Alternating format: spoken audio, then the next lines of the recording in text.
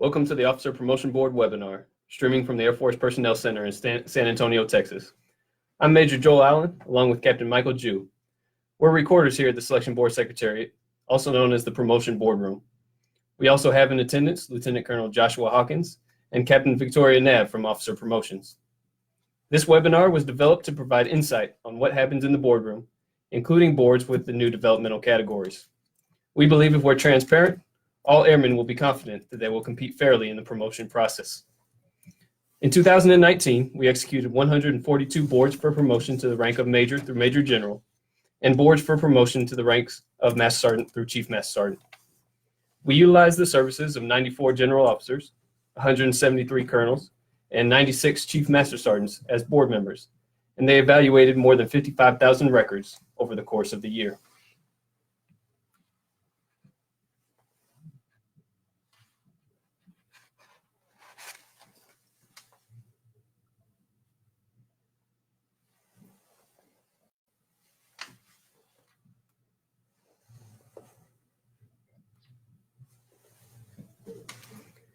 Here's a brief overview of the topics that we'll discuss today.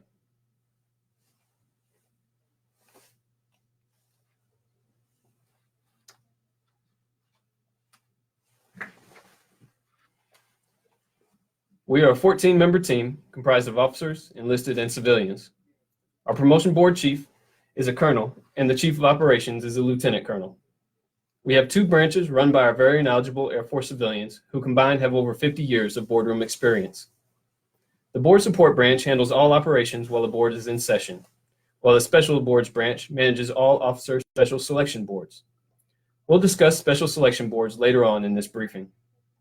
Our technicians are two NCOs who assist with numerous daily administrative needs of the board members and staff. Finally, our certified board recorders manage all the boards from cradle to grave, from working with the board members prior to their arrival to outbriefing the board results to the Secretary of the Air Force when required.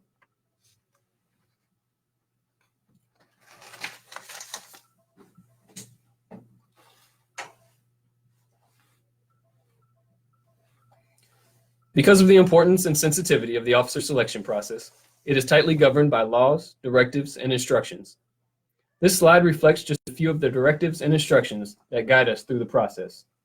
Specifically, Title 10 of the United States Code directs requirements for convening selection, continuation, and early retirement boards. AFI 362501, Officer Promotions and Selective Continuation, is our operating manual. It details procedures we use during the boards. Other guidance we receive comes directly from the Secretary of the Air Force. The Secretary is the most central stakeholder in the officer promotion process.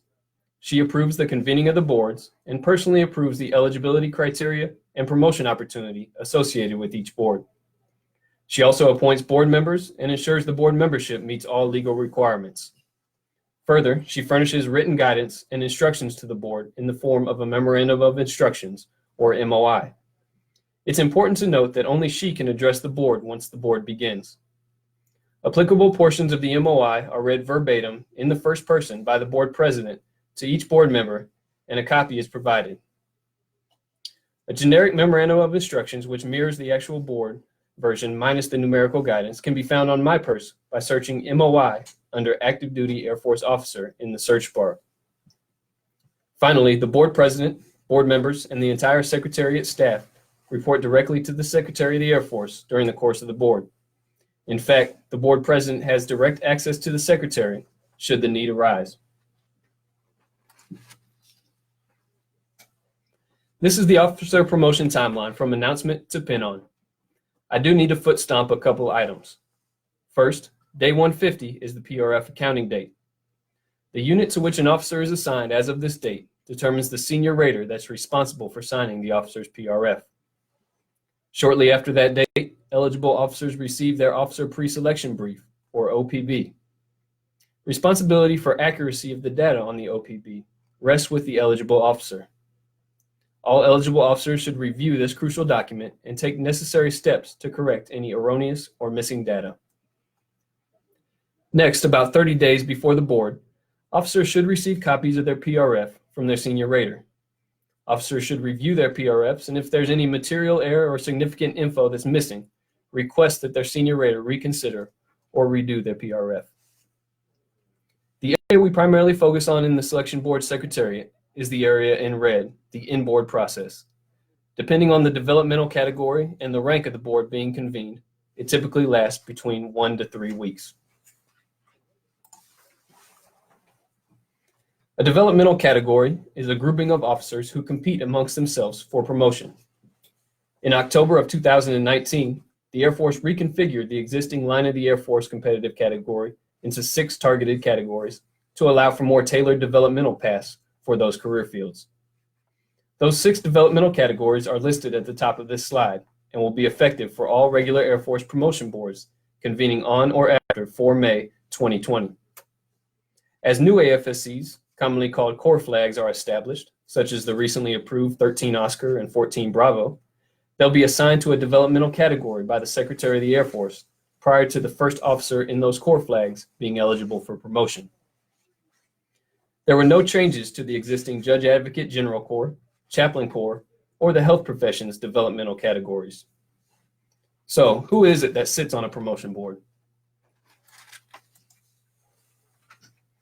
The law requires that board membership consist of at least 5 officers from the active duty list who are senior in grade to the officers being considered. At least 1 officer from each competitive category that's being considered. If a reserve officer is eligible, then there must be reserve representation. And this also applies to joint representation when joint eligibles are considered. In addition to what the law requires, Air Force policy takes it one step further and dictates that we mirror the eligible population to the greatest extent possible in the following categories: race, ethnicity, and gender, as well as command of assignment.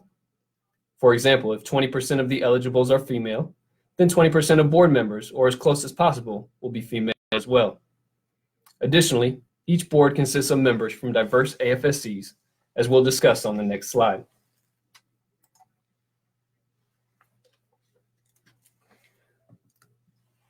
All developmental categories are classified as large, medium, or small based on the overall population within the category, and this size dictates the number of members on each board. This ranges from 13 board members for a large developmental category to 5 board members for a small developmental category. Additionally, each board is comprised of members from AFSCs within that developmental category, as well as representatives from outside that developmental category. For Line of the Air Force boards, all board members from outside the category will be from other Line of the Air Force developmental categories.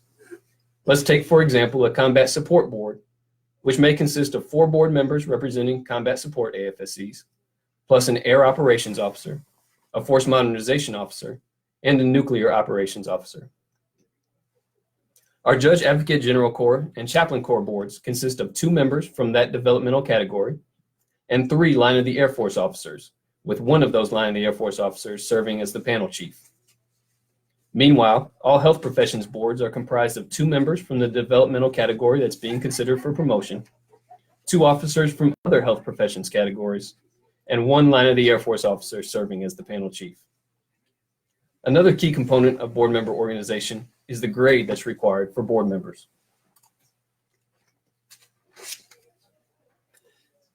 By law, board members only need to be senior in grade to those being considered and no lower in rank than a major. However, Air Force policy goes a step further and states that board membership be comprised of senior Air Force leaders who will make our promotion decisions. As a result, board membership for officer selection boards is limited to 06 and above. As you can see, when we get to lieutenant colonel and colonel boards, we have quite a few senior ranking officers.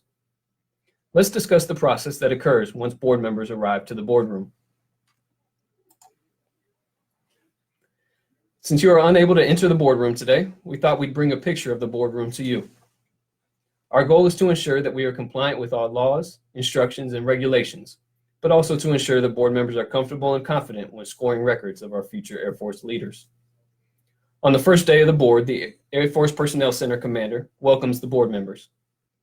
After his comments, the board chief and the lead recorder for that board present our first day briefing, very similar to the one that you're hearing now. The board president also provides comments and reads the secretary's memorandum of instructions verbatim. The MOI is written in the first person, directly from Secretary Barrett. Oaths are administered to the board members and the selection board secretariat team to swear or affirm that they'll be fair and unbiased during the board.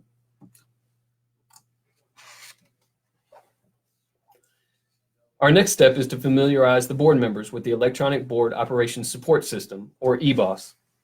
This is the primary tool that they use to review and score officer selection records, or OSRs. Please note that the scoring scale is at the bottom of the screen. We'll discuss this scale in more detail in just a few moments.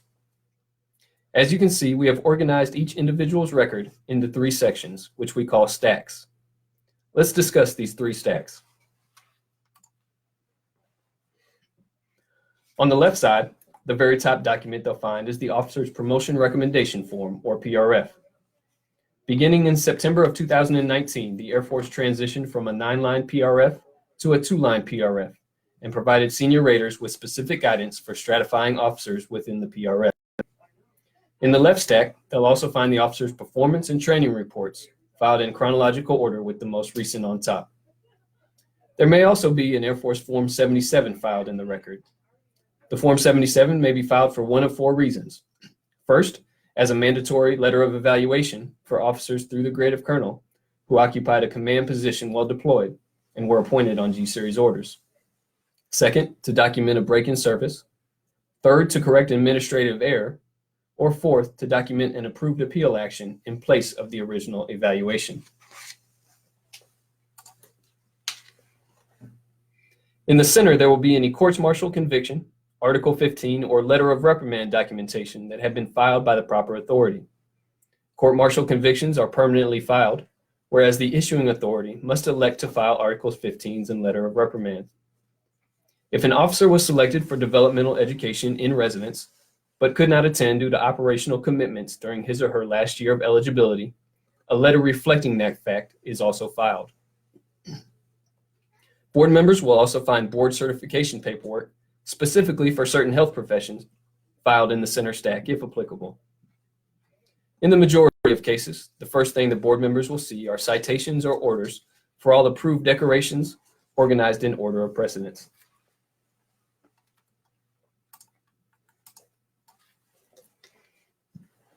The officer selection record will also include one or more documents organized into the stack on the far right.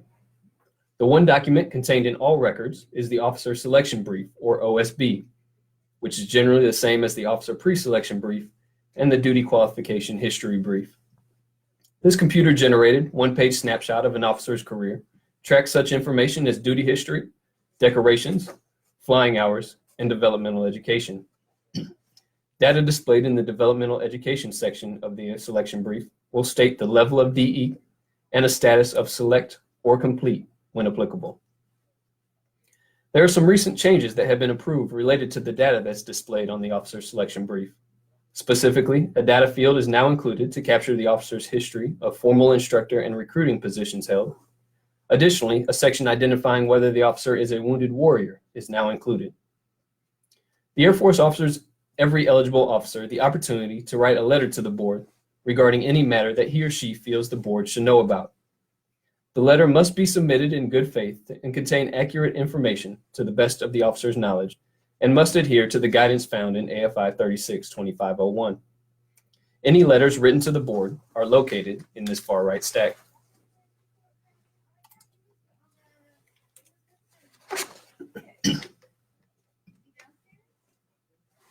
As board members assess an officer's selection record, the Secretary of the Air Force directs them to use the whole person concept. As you would expect, performance is the most important factor. How well an individual is performing in his or her current job is an important consideration of his or her potential to serve in the next higher grade. The rest of the factors are not listed in any particular order.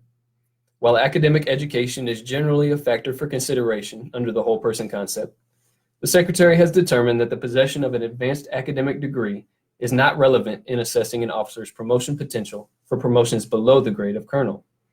Consequently, the information has been removed from the officer selection briefs for the lieutenant colonel and major boards. The key is potential. Promotion is not a reward for long and faithful service. Rather, it's a recognition of an individual's potential for increase in rank and responsibility.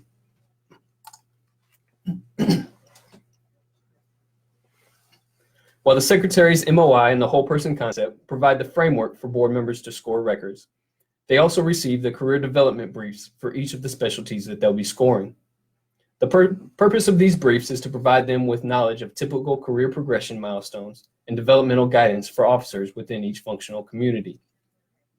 These briefs have been generated by the respective career field leaders, functional managers, and functional authority responsible for that career field. The briefs are then approved by the Secretary of the Air Force. Career development briefs are neither selection criteria nor expected or required career paths. Rather, they contain general information and guidelines that are used to assist officers, career field managers, and functional authorities with career management. These briefs are provided to inform the board members of specialty-specific competencies and are not intended to be used as a substitute for the guidance contained within the MOI. Once approved by the Secretary, these career development briefs will be available on MyPERS.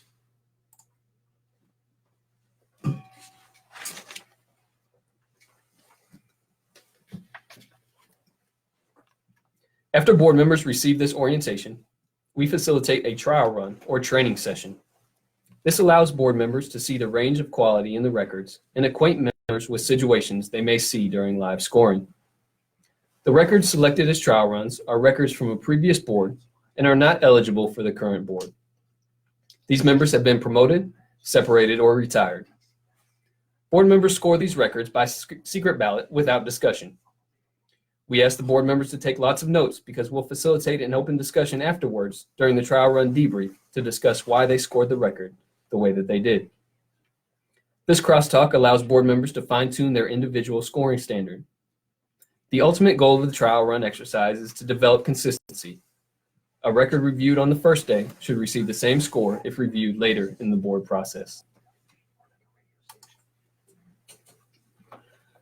Following the conclusion of the trial run debriefs, this slide provides a sequential listing of the steps involved for this board. Officers' records are distributed to board members in AFSC order. Board members score all records and then resolve splits. Then board members resolve the gray zone and derive an order of merit. After resolving the gray, the board members will determine if all officers being recommended for promotion are also fully qualified for promotion. Next will be the merit-based reordering determination as directed in the MOI. The board will then conduct non-select letter writer and show cause determinations, which are the final steps of the board process. Finally, we'll conduct the selective continuation board. And last but not least, we'll finalize any other board actions and outbrief with the board president.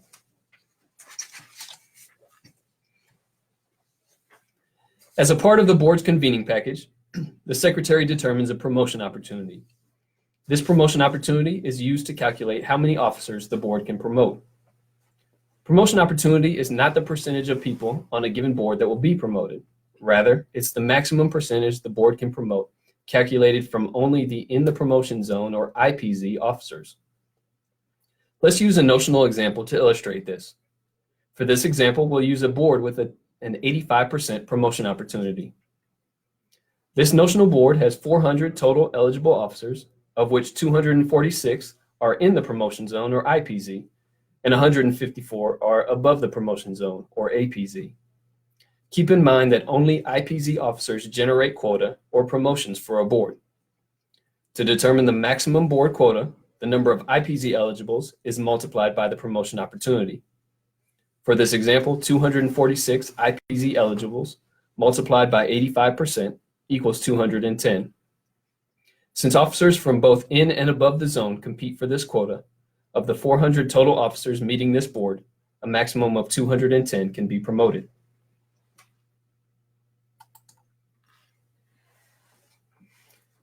The Secretary of the Air Force also directs that we make sufficient records available for gray scoring.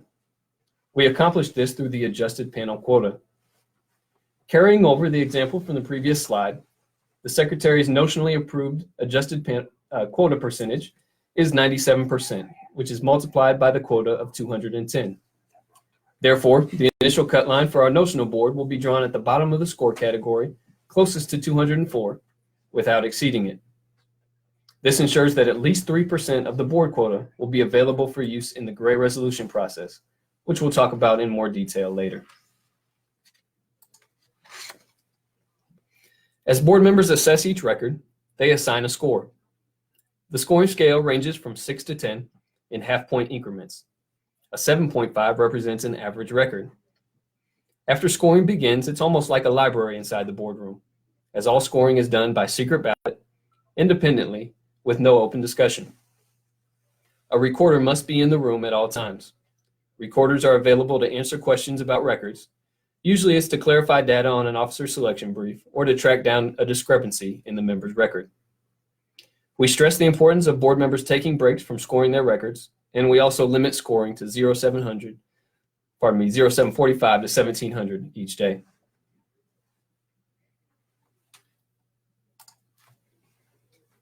As board members score, we continually check the scores given to any one record to ensure we don't have a significant disagreement or a split. A split in an officer promotion board is defined as a difference of 2 or more points by 2 or more panel members. Here you can see the scores that each board member has given to a particular record. In this example, seat number 2 gave this record a 6.5, and seat number 4 gave this record a 9. This is a split, and the record will come back out to the panel for discussion and resolution to within 1.5 points. To resolve a split, all panel members are present and all other scoring stops. Panel members will review the scores that were given, and all panel members have the opportunity to discuss strengths and weaknesses within the record. However, the discussion must be based only upon information found within the record. Certified board recorders oversee every split conversation and ensure that all information shared during the split resolution remains record-based and that no personal information is shared. After all panel members have discussed the record, only those panel members whose scores were directly involved in the split can change their scores. After discussion and review of the record, seat number 2 opted to change his or her score to a 7, and seat number 4 changed his or her score to an 8 to resolve the split. Totaling up the board members' scores, this record received a 38 out of a possible 50. Once the records are scored, a preliminary order of merit is established. In our scenario, after the board has scored the 400 records and resolved any splits, we will draw the initial cut line. At this point, we will either have a clean cut or not. Let me show you a notional example of both situations. We'll start with the clean cut. Remember, we started with a quota of 210, and with the Secretary's adjusted quota, we decreased 3% to 204. This chart represents a portion of the order of merit. With 5 board members in a 6 to 10 scoring scale, the highest score a record can receive is 50, and the lowest score is 30. We're looking for 204 records, and here we have a clean cut. We'll now draw a second cut line at the next score category, and those 16 records and 6 remaining quota will go into the gray.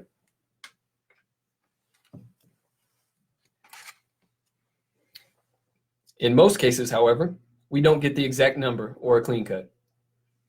Let's use an example with the same number of records, the same quota, and the same adjusted quota. Again, we're looking for 204 records.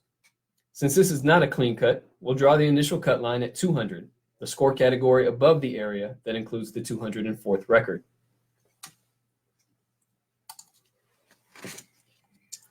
We go 2 score categories below to draw the second cut line. Now 51 records and 10 quota go to the gray.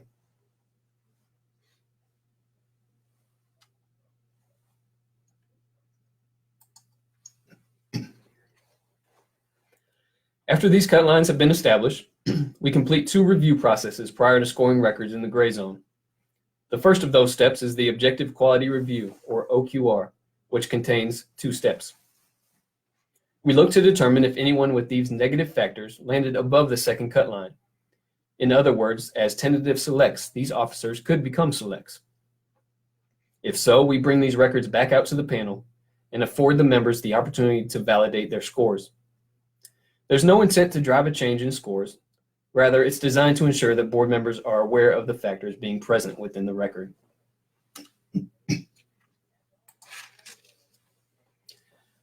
We also look for records with these positive quality factors below the initial cut line, or tentative non-selects. If we have any, we'll bring these records back to the panel and afford them the opportunity to validate their scores. Again, there's no intent to drive a change in scores. Rather, it's designed to ensure that board members are aware of the presence of these factors. After completing the objective quality review, the cut lines are redrawn, and the board president, as part of his or her charge to ensure fairness and equity, conducts their own quality review.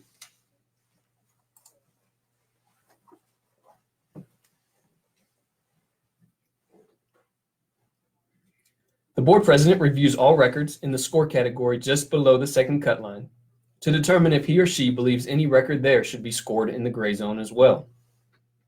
The board president may also add any record with a definitely promote recommendation below the second cut line, regardless of the score category. Additionally, the board president may add any acquisition corps or joint duty officers within 2 points of the second cut line into the gray.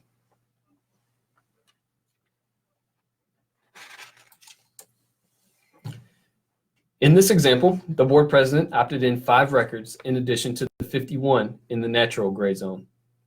So now all board members will score all 56 records, looking for the remaining 10 selects.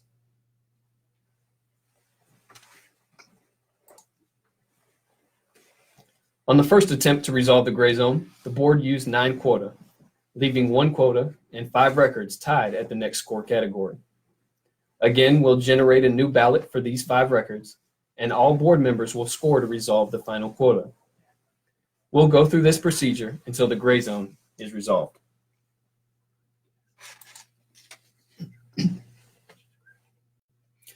After this second gray run, the board used the final quota.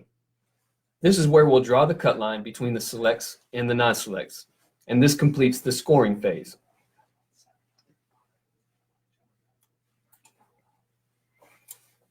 As mentioned, we now have a select and non-select list for this board.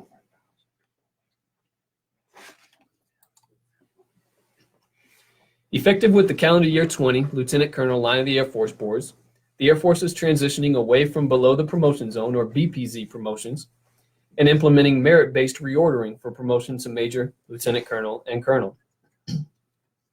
While Title 10 instructs that promotion line numbers be determined by seniority, primarily dictated by date of rank, a recent legislative change now authorizes selection boards to recommend officers of particular merit from among those officers selected for promotion to be placed higher on the promotion list. Officers of particular merit are those officers whose records contain documented performance consistently superior to the performance of other officers recommended for promotion. After all record scoring is complete, board members will be presented with a promotion select list. This list is sorted according to the order of merit that the board determined. In the case of ties within score categories, Air Force policy determines the order by seniority. Board members may choose to accept this list as their recommendation and forward it for approval. All decisions regarding the order of the promotion list will be determined by a majority of the board.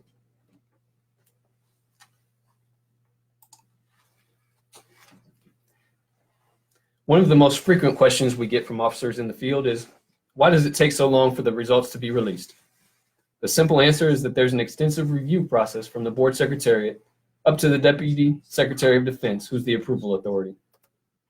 Officer promotions must have DepSecDef approval before the list can be made public.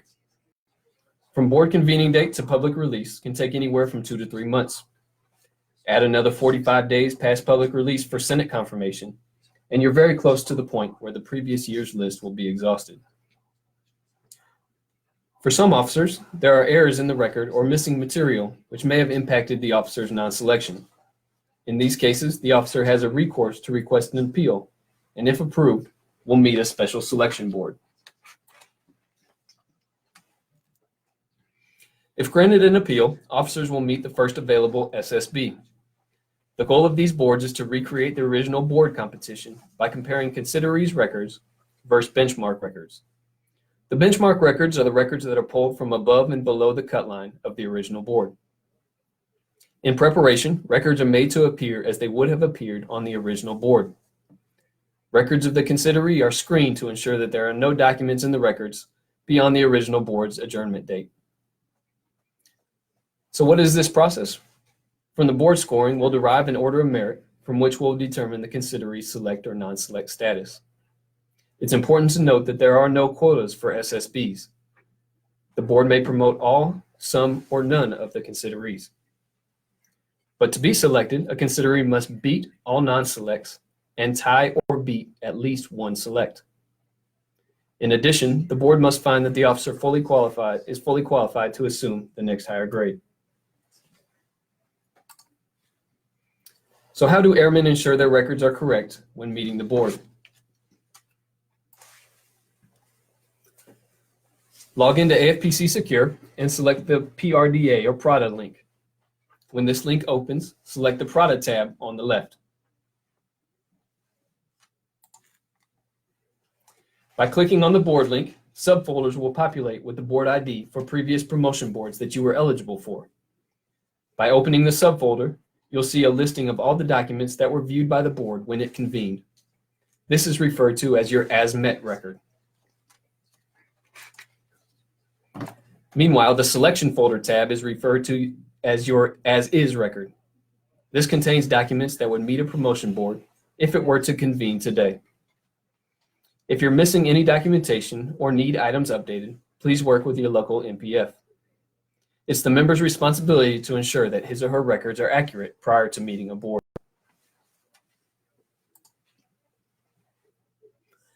I want to leave you with the assurance that the Air Force's promotion system is indeed extremely fair and equitable. It does, however, require you to be engaged. We ask that you review your records periodically, but especially before you meet a promotion board. Remember, you as eligibles and supervisors have a significant role in the process. Given congressional in-strength limits, boards are limited in the number of officers that they can promote. However, board members consistently comment that the number of quality records meeting the board far exceeds the quantity of available promotions.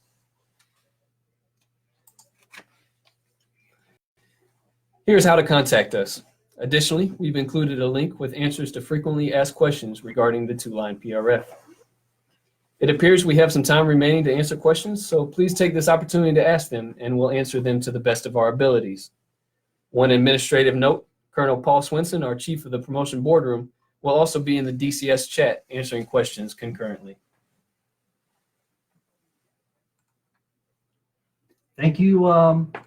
Thank you so much. We apologize for the delay. We have two records today that I've shared with the board secretariat. I've never had so many people try to sign into a DCS webcast before, and this is the most attendance we've ever had attending Facebook Live. So many thanks, appreciate your patience, and we apologize for the delay. At this time, we'll start to answer your questions live. We'll read your question out loud, provide an answer. We'll do the best we can to answer as many as we can today. We'll bounce back and forth answering questions from the DCS. Colonel Swenson, thank you so much, sir, for typing in some of the Q&As in the DCS. We have about maybe 550 people attending on Facebook, so we'll read those questions out loud so that we don't ignore our Facebook Live audience. Thank you so much to the Board Secretariat for hosting today. Thank you.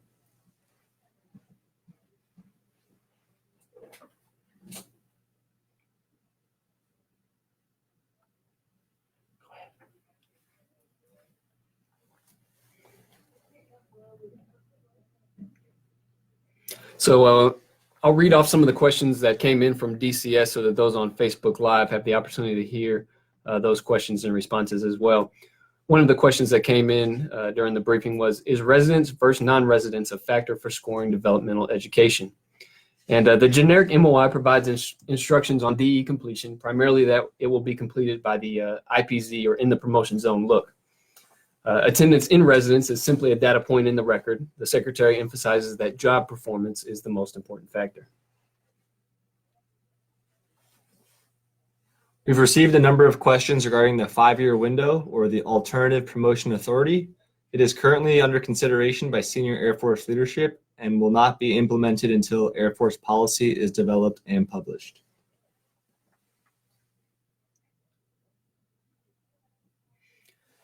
We've also received several questions regarding BPZ or below the promotion zone, as well as merit-based reordering. So the Air Force has opted not to execute BPZ, starting with the Lieutenant Colonel Board in May, and will authorize the board members to recommend promotion based on the order of merit from that board. Once the policy is developed on a 5-year window, And prior to actual implementation, you can expect more information to be coming out.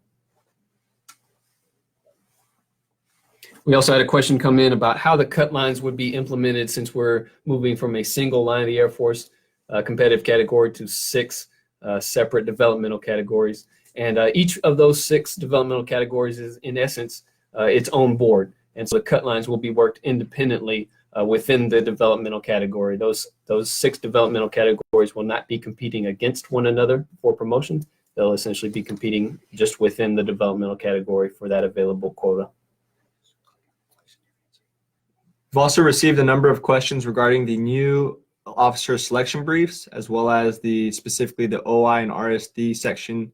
So the new OSBs will be sent to MPFs at the end of January, on the 31st of January. So as the officer meeting aboard, you can expect to receive those early to mid-February. The new fields on this OSB will include your core flag, developmental category, a wounded warrior block, and the formal instructor and recruiting summary. Within that summary, the jobs that will be captured will be current and past duty and positions that are assigned throughout the new OI and RSD board process.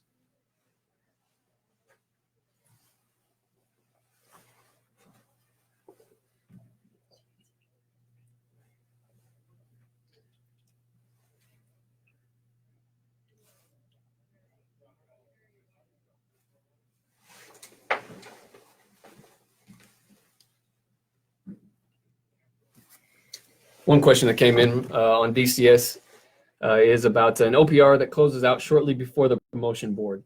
Is there a final date for which OPRs must close out, or is there an expedited process for getting an OPR to the board? We'd ask that your first look be at the PSDM that's published in advance of each board. That's going to provide some specific instructions for submitting that OPR. Your servicing MPF will be your first stop in terms of assistance in getting your OPR into your records. It is unable to be seen by the board until it becomes a matter of record within ARMS. And so that it needs to follow that process to become part of the record, part of your military record before it can be viewed by the board.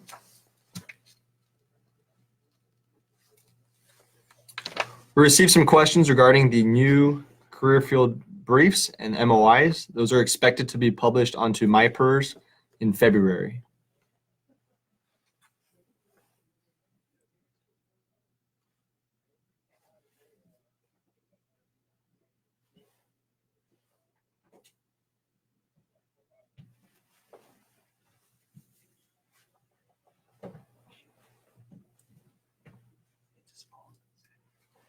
Yeah, and for our Facebook Live audience, continue to type your questions in the chat area. If you're on Facebook Live, we're bouncing back and forth and answering questions on both mediums.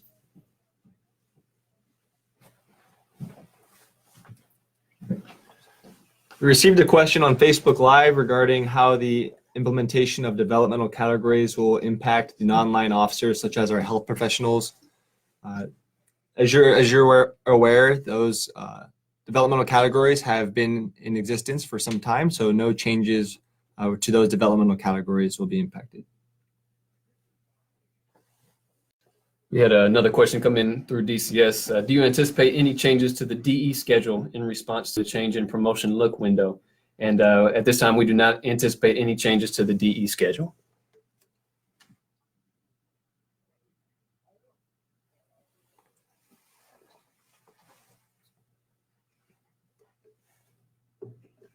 We received a question regarding when an officer's first opportunity will be. So without the implementation of BPZ, an officer's first opportunity will be in the normal IPZ timing. Eligibility criteria will be published for each board within the PSDM.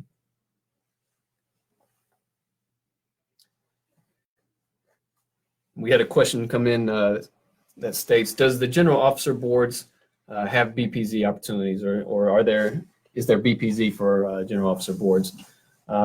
Eligibility for brigadier general is 2 years time and grade as a colonel as of the board convening date, and eligibility for major general is 1 year time and grade as of the board convening date. So it's eligibility is based off time and grade. And reattacking the question regarding the eligibility of a board, you don't necessarily have to wait for the PSDM to be published for that respective board. The promotion eligibility chart is published on MyPERS and includes those dates.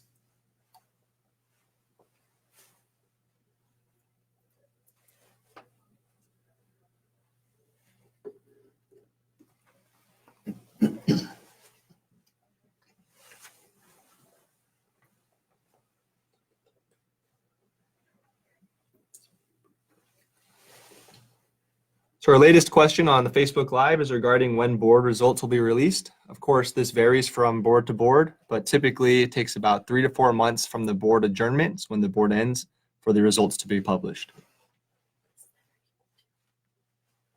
We just had a question come in on DCS. What does LEQ mean on the promotion promotion eligibility? It's less than or equal to.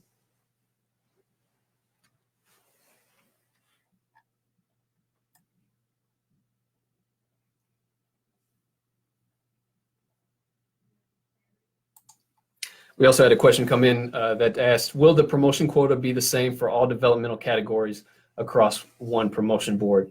And so each board will act and be conducted independently of one another. So the promotion opportunity and the resulting quota may vary from one developmental category to another. And as mentioned, those will be determined as part of the convening packages for each board in advance of those boards being conducted.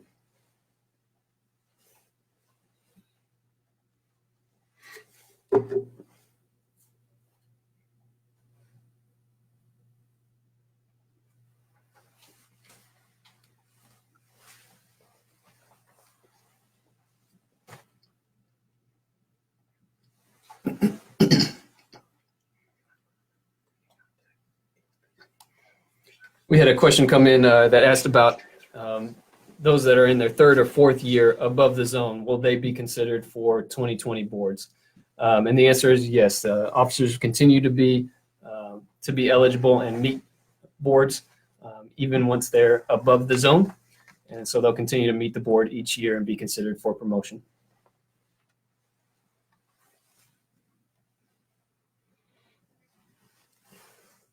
So answering 2 questions from the Facebook Live. The first one is, how easy is it to transfer from active duty Marine Corps to the Air Force? We recommend that you call the AFPC Total Force Service Center and request to speak with the Inter-Service Transfer Office. And the second question is regarding, for those who received the link and watched last year's video, will this year's slides be posted? Yes, these slides will be posted shortly after this briefing concludes.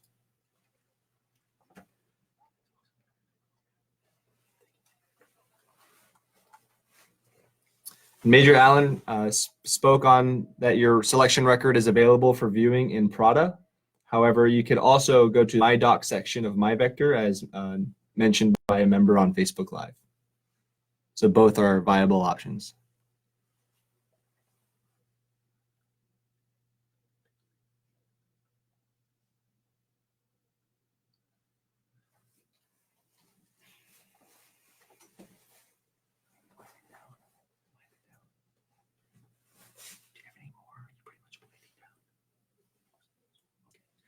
Yeah, we'll probably answer 2 or 3 more questions. Last call for questions. Thank you.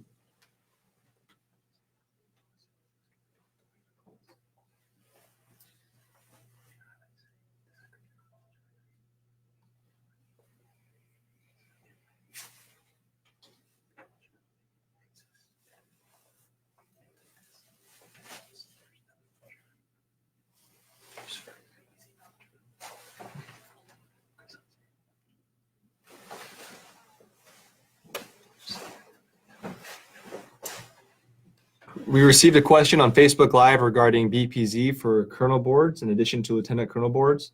So the Air Force has elected not to use BPZ starting with the 4 May lieutenant colonel board, and this applies for the colonel boards as well. And promotion opportunity is in the board convening package approved by the Secretary of the Air Force immediately prior to that respective board.